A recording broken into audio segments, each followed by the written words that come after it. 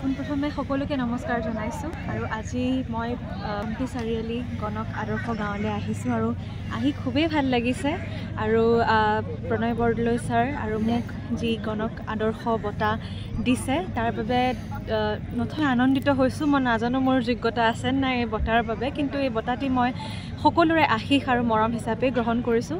বঁটা পোৱাৰ লগে লগে বহুতখিনি ৰেছপনচিবিলিটি আহি যায়, বাঢ়ি যায়।